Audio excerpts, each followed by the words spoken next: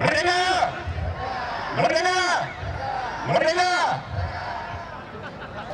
Saya merasa terhormat, bangga bisa hadir di sini bersama ibu bapak sekalian semua di dalam merayakan semangat juang daripada pendiri bangsa ini, daripada founding father kita, Bung Karno. Supervisi Panitia Festival Bung Karno untuk Badung, Wayan Redep mengatakan, acara ini digelar untuk membangkitkan memori kolektif masyarakat terhadap Bung Karno sebagai bapak bangsa, bapak proklamator, dan bapak penggagas ekonomi kreatif.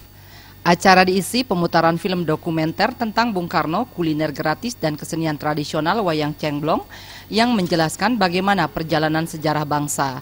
Ketua Panitia Pelaksana Nyoman Dirgayusa menambahkan, kader PDIP bergotong royong mensukseskan acara ini. Oleh karena itu, pihaknya bisa menyediakan lebih dari 20.000 porsi makanan khas Bali untuk masyarakat yang hadir secara gratis berikut hiburan rakyat. Total ada sekitar 30 stan kuliner pedagang kecil dilibatkan yang selama ini menggeliatkan ekonomi kerakyatan.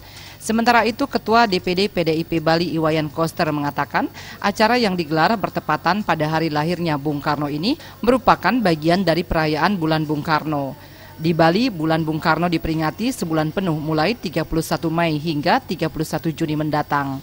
Gerakan pertama dari Bali sebagai pilar PDIP ini sekaligus mendorong ditetapkannya Bung Karno sebagai bapak bangsa yang diakui secara nasional. Wayan Koster menyatakan mohon doa restu dan berharap gerakan ini mendapat dukungan dari masyarakat di seluruh Indonesia agar Bung Karno dapat ditetapkan menjadi bapak bangsa yang betul-betul mampu membangun bangsanya, mewariskan pemikiran dan ajarannya kepada semua, khususnya generasi muda di seluruh Indonesia. Koster menambahkan bangsa ini perlu mencontoh Singapura yang memiliki bapak bangsa Lee Kuan Yew atau Malaysia yang memiliki Mahathir Mohamad. Maka di Indonesia sejatinya hanya Bung Karno yang layak dijadikan sebagai bapak bangsa.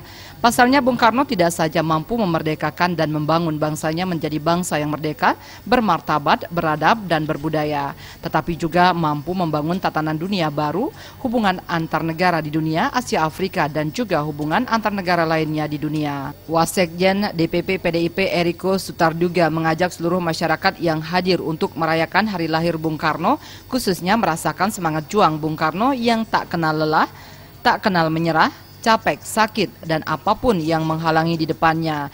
Tentunya dengan satu tekad, berjuang demi bangsanya tercinta, bangsa Indonesia.